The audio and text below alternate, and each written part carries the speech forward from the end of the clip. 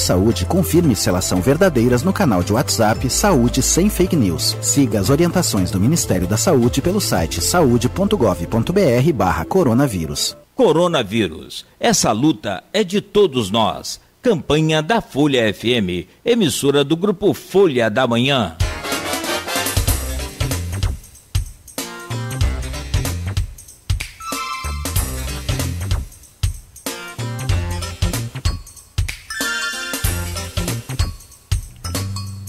Sete horas 32 minutos em Campos. Muito bom dia para você que está ouvindo a Folha FM em 98,3, uma emissora do Grupo Folha da Manhã.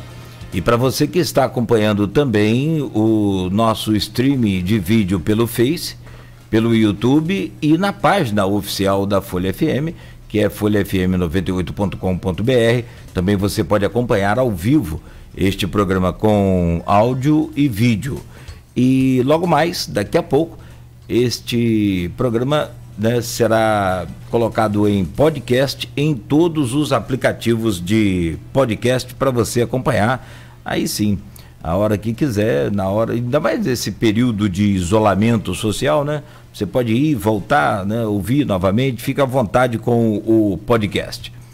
No programa de hoje, o jornalista Aloísio Abreu Barbosa em home office, né, em casa, eu estou dizendo em casa, né, por causa do home aqui, mas do sistema de videoconferência, e a nossa convidada é a psicóloga e pedagoga Cláudia Ribeiro, direto de Stuttgart, na Alemanha. Internet perfeito, né? Desde 6 horas aqui perturbando ela já. Covid-19, a sua expansão pela Europa e quais lições ao Brasil são destaques desta pauta, Aloísio, com a Cláudia Ribeiro. Bom dia, Cláudia. Bom dia, Luísio, bom dia, Cláudio. Bom dia. Ouvintes da Folha FM. Bom dia a todos aí, campistas da região, pessoal da região de Campos. Cláudia, a Europa foi o segundo grande epicentro mundial da doença, né? Continua ainda. Continua. Mas está sendo ultrapassada pelos Estados Unidos, que hoje registrou, de ontem para hoje, 1.169 mortes, que ultrapassa números absolutos qualquer país em número de vítimas no único dia, né? E o Brasil parece estar atrás dos Estados Unidos ali na fila a partir aí porque o vírus ele caminha geograficamente, então tem esse tempo, né, da chegada dele. Que lições você acha que a Covid-19 ensinou aí para lidar com essa pandemia aí na Europa? Olha, Aloísio, para estar falando de lições, eu acho que essa é uma denominação muito, muito grande. Eu nem tenho coragem de falar hoje ainda sobre quais as lições que a gente tem aprendido com essa pandemia. Eu posso falar de experiências que nós tivemos tidos aqui na Europa, principalmente na Europa Central, na Alemanha, e as experiências, assim, como psicóloga, as experiências subjetivas da experienciação de crise que nós temos vivido aqui. Você sabe que a Alemanha tem contido esse aumento das infecções através do isolamento, das medidas não tão drásticas, mas sim bastante rígidas de isolamento horizontal. E hoje eu posso confirmar que realmente uma lição, uma experiência positiva que nós fizemos com esse isolamento horizontal é realmente essa possibilidade de deter, né, de diminuir, desacelerar a questão da contaminação. Esse é um aspecto. Um outro aspecto é assim, nessa desaceleração. Isso, obrigada. Desaceleração, obrigada. Todas as pessoas aqui entraram numa dinâmica de reflexão pessoal, reflexão social, logicamente, uma reflexão econômica, socioeconômica. existem muitos tipos de pensamentos que são típicos em épocas de crise. E isso é o que nós temos vivido aqui, realmente, no dia a dia. A questão do medo, a questão de lidar com o medo, seja um medo objetivo, por causa do número de mortes, por causa da questão orgânica, da contaminação, a questão da saúde social, mas também o medo pela insegurança que essa crise desencadeou. Insegurança pessoal, insegurança social, a questão do trabalho também, de não poder sair para o trabalho, de perder um ritmo completamente normal, o sentido como normal. Isso causa muita insegurança, e mais insegurança potencializa mais a sensação de crise, né? Como se de acordo com o maior número de insegurança, a sensação de insegurança, a crise também vai evoluindo com isso. E assim, uma medida importante é trazer segurança para a sociedade. De que forma você pode trazer segurança para a sociedade? Tomando medidas claras, sejam rígidas ou não sejam rígidas, mas que sejam claras, que todas as pessoas, de qualquer nível cultural ou social, possam poder ter condição de tomar essas medidas que foram determinadas. Isso eu falo de uma comunicação clara, de uma comunicação também por parte do governo, que seja bastante clara, que nos oriente nessa fase. Cláudia, a gente citava até pouco tempo atrás a Alemanha e a Coreia do Sul como exemplos de países que tinham lidado bem com a pandemia, né? A partir de testes em massa. Sim. Mas a Alemanha parece estar... a gente falou aqui inicialmente, você tem números aí, logicamente, por estar aí mais facilidade do que nós aqui, em relação à Alemanha. O número de casos também tem, apesar dos testes em massa, tem crescido substancialmente na Alemanha também, né? Também.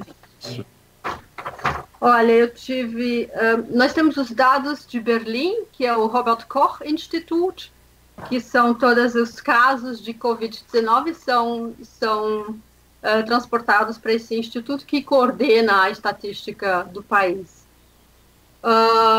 A 0 hora hoje em Berlim, temos no total na Alemanha uma infecção de 80 mil casos hoje, sendo que de ontem para hoje uma evolução de mais de 6 mil casos. Quer dizer, com todas essas medidas de isolamento, de home office, de fechamento de escolas, enfim, fechamentos de fábricas, do comércio, ainda existe essa evolução dos casos realmente que faz uma diferença de mais 6 mil casos por dia. E óbitos? Nós temos uma quantidade hoje no Robert Koch Institute de 1.017 casos. De óbitos pela Covid, né? Pela Covid. Uhum. Então, o Brasil, a gente está bem para trás em distância, né, pela proximidade maior, logicamente, da Europa Central. Uhum. A Ásia. As pessoas têm uma ideia errada. Geograficamente, vou ensinar, a Europa é um promontório da Ásia, né? É um promontório da Ásia, em termos de geografia física, né? Sim. Mas no Brasil, a gente tem até agora 327 casos, 327 mortes e 8 mil casos confirmados da Covid-19. Quer dizer, a gente está com números inferiores, mas eu acho que talvez seja fruto dessa distância, né, física que a Covid percorre, por óbvio, né? Pode ser. Assim, um centro um foco, né, da Covid-19 aqui na Europa foi realmente o norte da Itália, porque é exatamente a área industrial da Itália, que há muitos muita negociação com a China, e por isso foi ali centralizada no norte da Itália essa concentração do Covid-19. E a Espanha também, né? E a Espanha também, exatamente. E exatamente a época do Carnaval, que é uma época que muitas pessoas vão fazer férias de esqui, férias na neve, e próximo a essas regiões do norte da Itália, da Suíça e da Áustria, são várias estações de esqui que vão ser muito procuradas por todo europeu central e do norte. Então, com isso, na época das férias do Carnaval, essa contaminação, assim, en masse, porque muitos turistas, muitas pessoas em férias estavam realmente nessa região que estava super contaminada. Agora, a gente tem um caso que eu acho, particularmente, eu, e gente muito mais qualificada que eu, a gente está falando de regiões geográficas, né? Uhum. Nos referimos há pouco como a Europa, como um grande promontório da Ásia. Mas esse promontório, a parte mais ocidental dele é a Península Ibérica, né? Uhum. Como dizia Fernando Pessoa, poeta português, o rosto que fita da Europa é Portugal. De fato quem olha para o Atlântico é Portugal, é a Península Ibérica. É uma península ligada à Europa, né? Tem até essa coisa de se os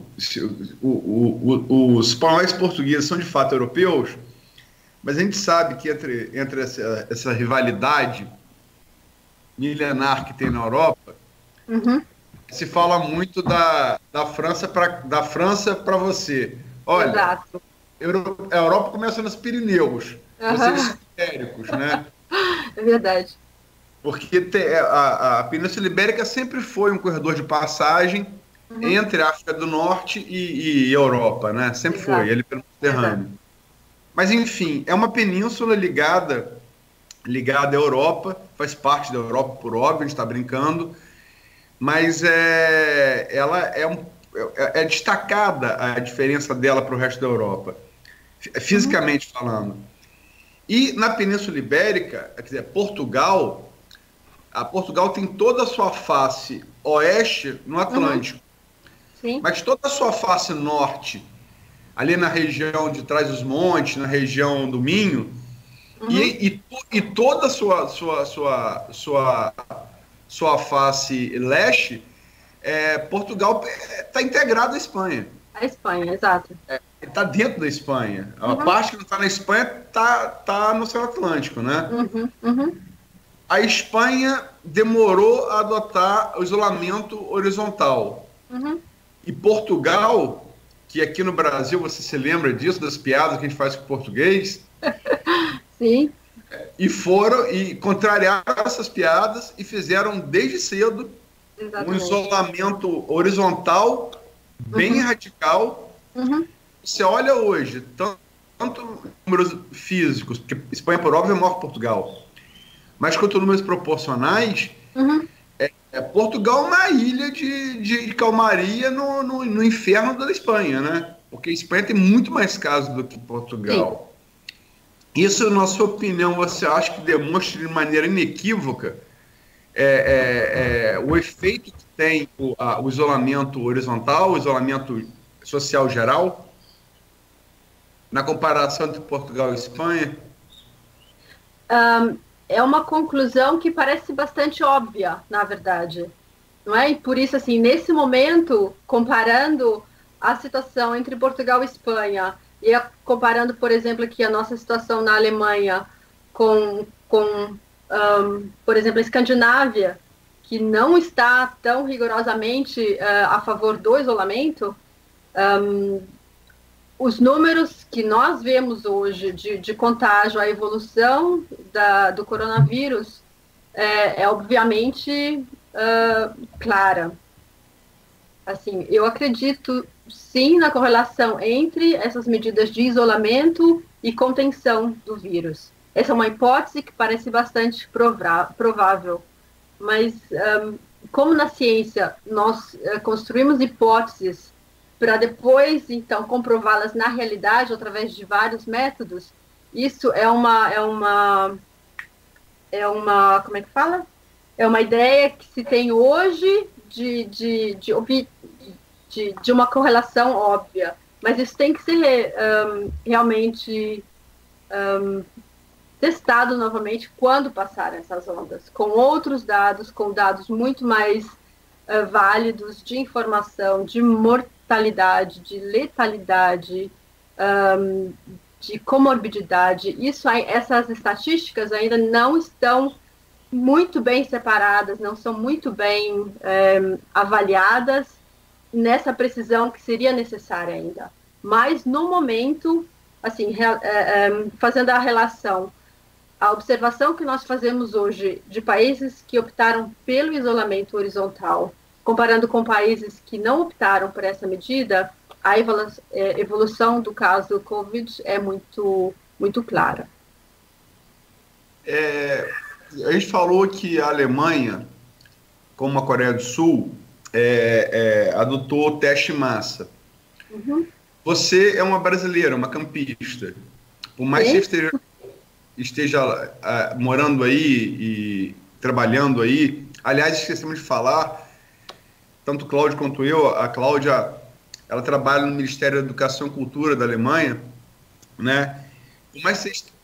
Perdão? Não, sim, esquecemos sim. Tinha esse dado, ela mora lá há 27 anos, você já postou essa... Né? Pedimos desculpas à Cláudia. Imagina. Mas, embora você esteja distante há tanto tempo, você é brasileiro, conhece o Brasil, conhece Campos. Você acha possível adotar uma política de teste massa num país como o Brasil, tamanho do Brasil, populacional, geografia física, complexo como o Brasil? Para essa tua pergunta, me vem duas ideias. A primeira ideia é assim, eu tenho acompanhado essa campanha de vacinação que está ocorrendo em massa no Brasil, né? A vacinação contra a gripe. Sim. Esse é um movimento de saúde pública que atinge, sim, muitas pessoas, né? Por um outro lado, essa é uma ideia. Uma outra ideia é... nós vivemos aqui na Alemanha a incapacidade numérica de estar testando toda a população. Porque não existe o material, falta material realmente para sair testando. E isso aqui num país com um pouco mais de 80 milhões de habitantes.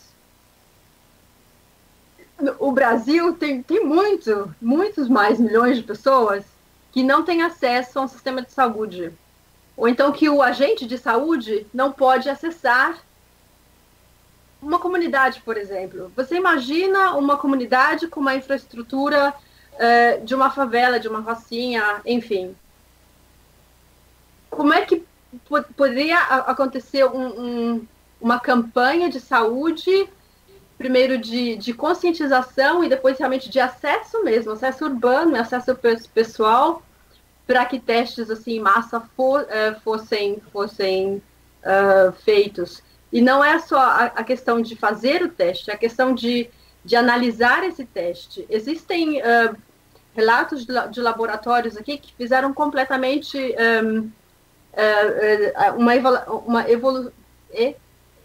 avaliação errada dos testes. Então foram todos inválidos.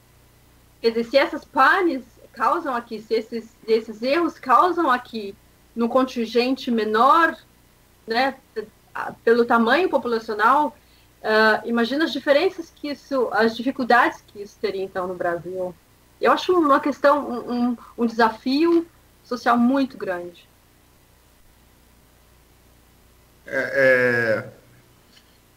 A gente teve alguma notícia também que está noticiando agora, que países europeus como França,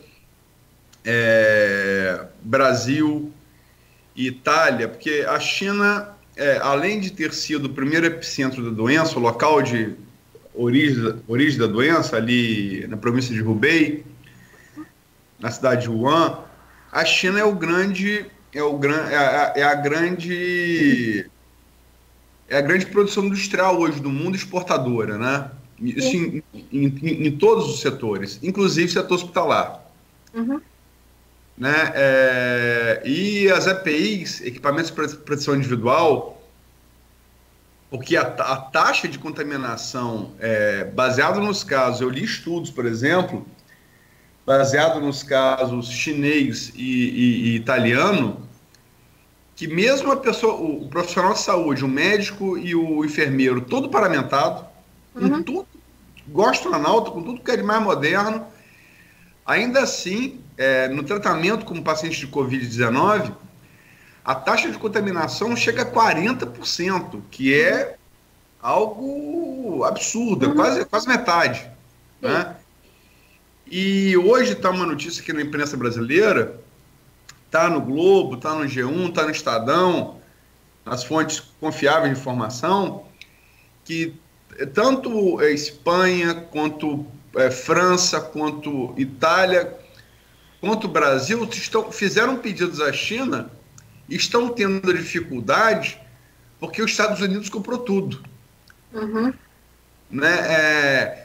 Porque o fato dos Estados Unidos tá entrando como novo epicentro disso, fatalmente, por mais que a China seja ameaça e tomar o posto deles de potência econômica, eu acho que os Estados Unidos ainda é o Império Romano, né? Eles ainda são o centro do mundo, né? Culturalmente, enfim.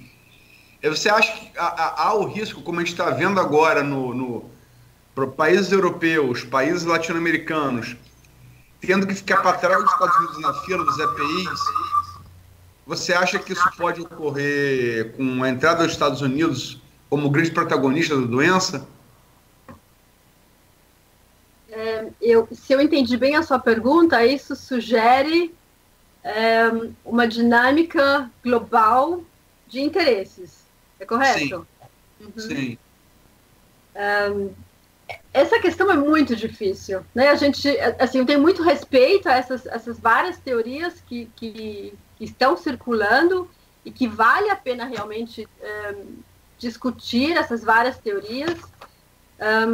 Eu tenho muito cuidado também e uma ética profissional muito, muito importante, que me guia bastante, que é, assim, não me deixar impressionar por teorias, como se fala, de conspiração.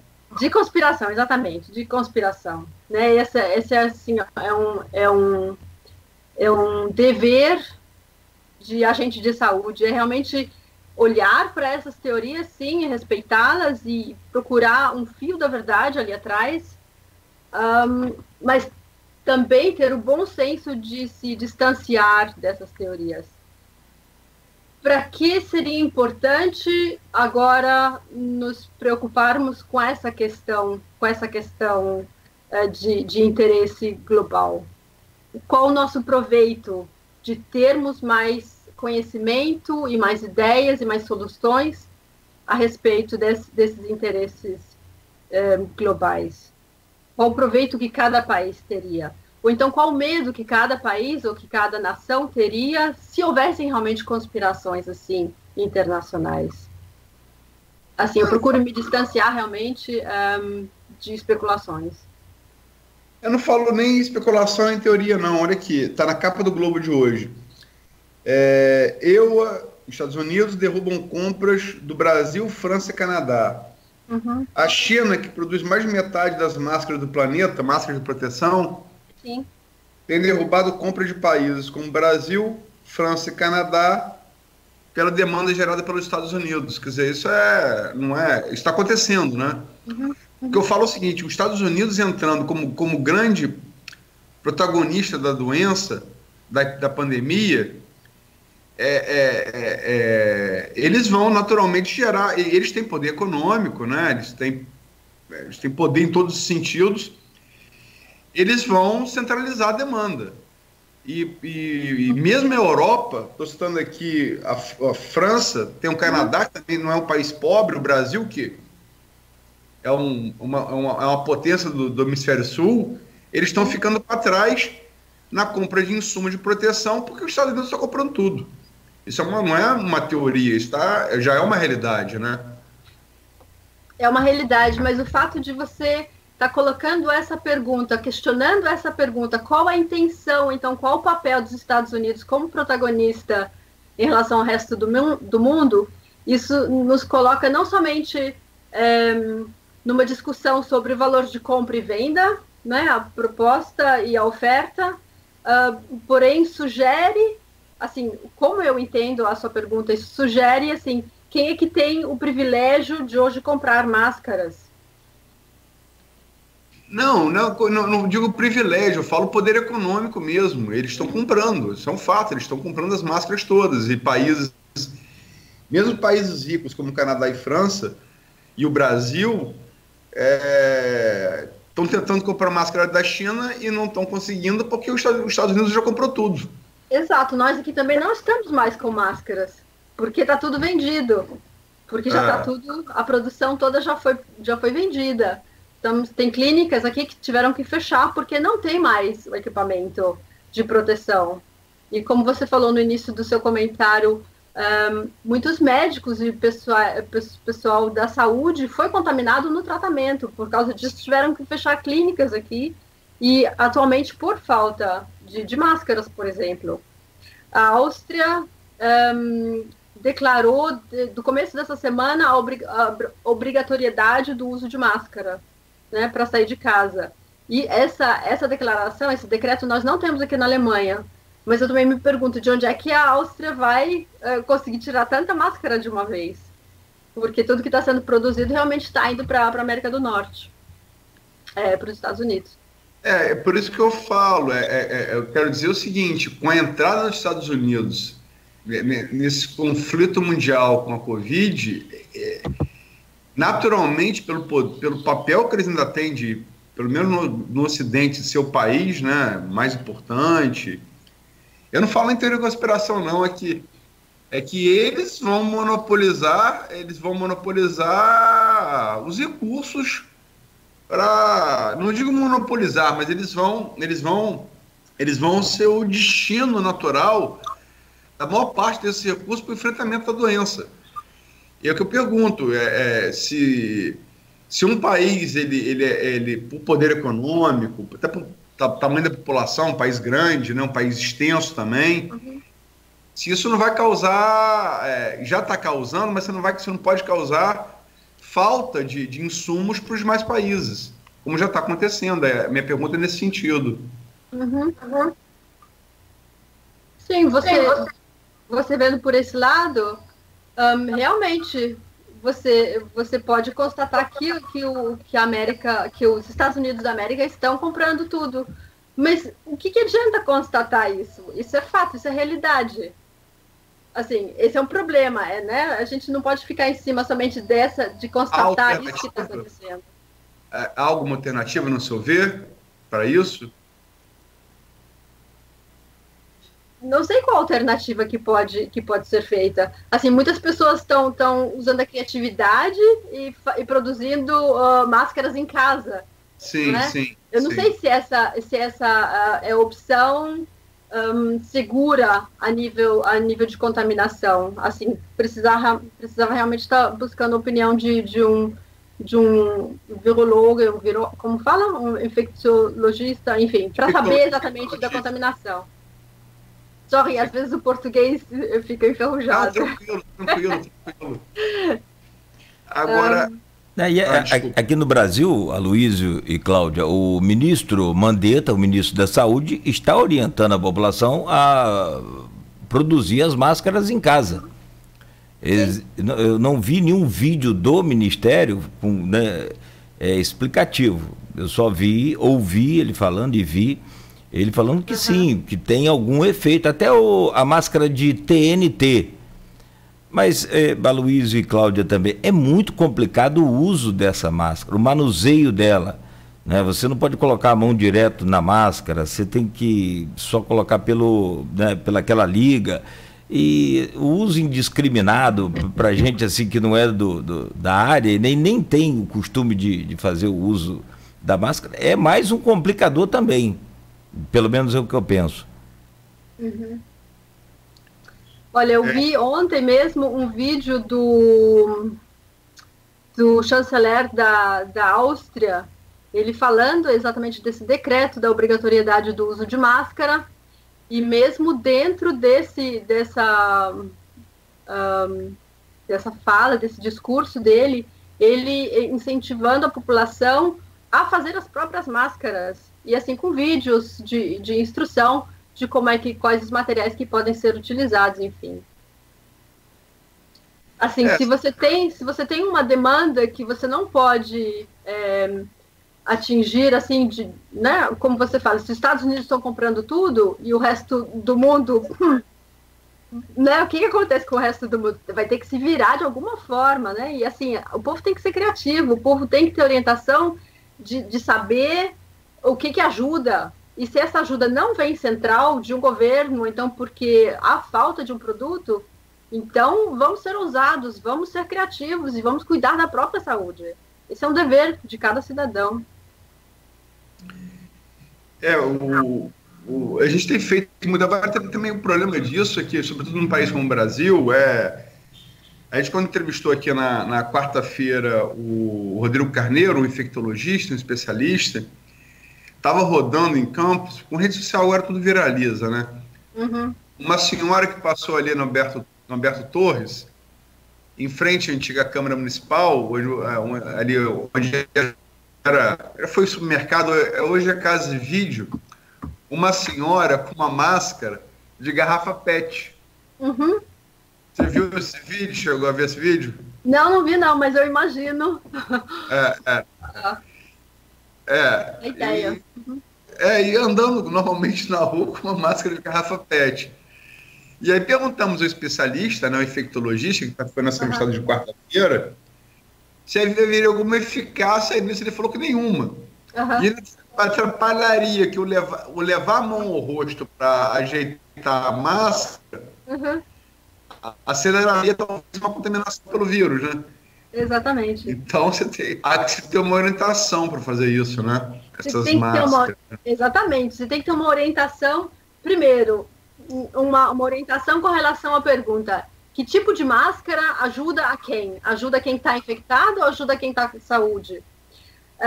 Que tipo de material pode ser utilizado com uma eficácia, né? Como você falou, o que adianta usar uma máscara e estar o tempo todo com a mão no rosto para posicionar bem essa máscara? Não vai ter uma efetividade.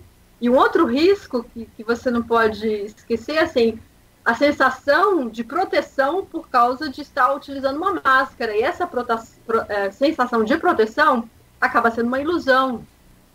Isso também é um risco. Cláudio, a gente chegou a 8 horas, o Cláudio vai querer fazer o intervalo. Eu vou só, antes de partir do intervalo, a sua prima que me fez contato contigo, uma colega jornalista muito querida e que eu respeito muito, a Flávia Pizelli, ela me mandou 3 perguntas. Eu vou fazer a primeira delas a você, que é relativa a essa parte europeia, alemã, que a gente vai deixar no primeiro bloco. Vou repetir a pergunta dela, tá? Ok. Como profissional da educação, você tem ideia como será quando os estudantes voltarem às aulas na Alemanha? Uhum. Olha, Flavinha, minha prima, obrigada pela pergunta. Ontem mesmo houve um pronunciamento do Ministério da Educação e Cultura, da Suzane Eisenmann, e ela, com muita cautela, falando: olha, o fechamento das escolas foi até o final dessa semana, quer dizer, até hoje. A partir da semana que vem, nós temos 2 semanas de férias de Páscoa. Isso quer dizer, a partir do 20 de abril, seria o retorno normal às escolas, de todos os níveis. Ontem veio o pronunciamento da ministra da Educação e Cultura dizendo: nós, com certeza, não vamos saia de 0 a 100%. Né? Então, estão pensando em vários cenários possíveis. E, assim, tudo em função de manter esse isolamento e de né, não provocar mais contágios. Como você falou, o segundo pico pode ser muito pior do que o primeiro. Veja a gripe espanhola. Então, por isso, assim, existem vários cenários. Os cenários, por exemplo, da escola primária, a primeira e a segunda classe vão na segunda-feira para a escola. A terceira e a quarta classe vão na terça-feira para a escola. Então, os alunos vão ter mais espaços dentro das classes, os professores vão estar assumindo mais classes, mas da mesma série. Dá para entender o modelo? Esse seria um modelo, um cenário. Um outro cenário seria... por exemplo, as classes finais, que fazem agora o final do ginásio, que é uma prova muito grande, que existe central aqui na Alemanha, já foi transferida, prorrogada para meados de maio. Então, somente os alunos das classes superiores, que são classe 10, 11, 12, seriam convidados novamente para visitar a escola. Assim, intercalando vários grupos, para não ter todos os alunos dentro da escola de uma vez toda. Existe também o cenário de que não haverá mais aula nenhuma até as férias de verão. Quer dizer, até o final de julho também é um cenário que se está pensando nele. Como é que as crianças, por exemplo, os que estão sendo formados agora nesse ano de 2021, como é que eles vão ter um certificado de aprovação? Se não houver mais ano letivo, porque o nosso ano letivo aqui termina em julho do ano, quando começam as férias de verão. Então, existem vários cenários, assim, para estar tentando modular um futuro que ele ainda está muito imprevisível. E isso só falando de estrutura, né? A gente nem falou do conteúdo de estudos, do conteúdo... de uma reflexão, uma meta-reflexão sobre essa situação mundial, de importância mundial com os alunos. Isso tudo ainda está sendo refletido. Vale como resposta ou ainda tem algum aspecto?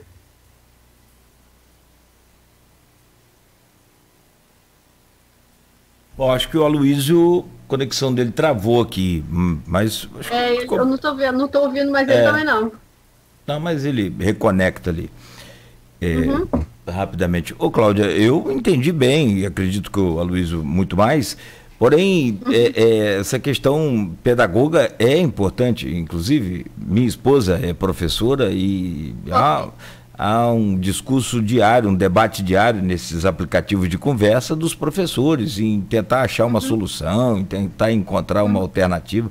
Naturalmente, as autoridades também estão fazendo isso, mas sem a certeza de nada, porque né, a única coisa que a gente tem certeza é que as informações são absolutamente imprecisas. Assim como na Alemanha faltam equipamentos de EPIs e também faltam os testes, aqui no Brasil não é diferente, talvez até pior. Aquela história, não dá para dimensionar. Então você, no Brasil, vai fazer uma conta hoje de quantos casos tem, não é preciso, né? Porque não houve um teste em massa. Então a gente fica imaginando o que pode ser, né? Porque os números reais, na verdade, são aqueles que já estão lá em tratamento e sofrendo aí a falta dos equipamentos, principalmente os ventiladores, né? Os respiradores, não é? Que é também uma demanda da Alemanha, acredito. Né? E também os números de mortes, esses sim são oficiais. Então aí é o que? Já a porta arrombada, né? Então não tem como você planejar nada nessa situação. Bom, são 8h11. Enquanto o Aloysio reconecta, eu vou pedir a você, a gente faz um rápido intervalo aqui e volta já no próximo bloco, já com certeza com a... Aí, já estabelecendo a conexão com a Aloysio. Voltou, Aí, voltou, Aloysio. Beleza. Voltou. A Cláudia até colocava logo no final, não sei a hora que você deixou de ouvir aí, ou se deixou de ouvir, se a resposta dela servia como resposta, estava dado como entendido a resposta dela. Eu tomei a liberdade aqui e disse que para mim sim, não sei para você, Aloysio. Não, a Cláudia está preocupada com o português, mas está não, tá um pouco mais pausado, mas é ótimo, absolutamente inteligível. Aliás, é melhor do que muito português. Se for falar do... Mas você não se refere ao ministro, no caso, né? Não é o caso. Se comparar ela ao Abraham Entraub, tá ótimo. Aqui eu sou a psicóloga que fala um alemão abrasileirado. No Brasil, eu sou a brasileira que fala o português já alemãozado. Aqui, eu peço licença a vocês, então, para fazer o intervalo. E okay. eu gostaria, Luiz e Cláudia, de deixar uma pergunta, já que você falou como pedagoga, a gente falava agora há pouco, e aí eu gostaria de deixar uma pergunta na área da psicologia. No caso de quem tem pessoas com crenças como autismo em casa e está nessa quarentena, o que você tem a dizer para essa família, para essas pessoas? Porque, naturalmente, é muito complicado. Muito, extremamente complicado. Você pode passar para a gente essa dica do próximo bloco, perfeito? Ok. Legal, então. Vamos ao intervalo, retornamos já com o Aloysio Abreu Barbosa, hoje na pauta com a psicóloga e pedagoga Cláudia Ribeiro, brasileira que mora em Stuttgart, na Alemanha, falando ao vivo conosco aqui no Folha no Ar, primeira edição, às 8... Cultura da Alemanha. Perdão, completa, por favor, Aloysio. O Ministério de Educação e Cultura da Alemanha. Agora sim. Okay. Muito obrigado. Perfeito. Fechando aí, então, 8h14, voltamos em instantes com Folha no Ar, primeira edição. Ei, a Campus Delivery faz o irresistível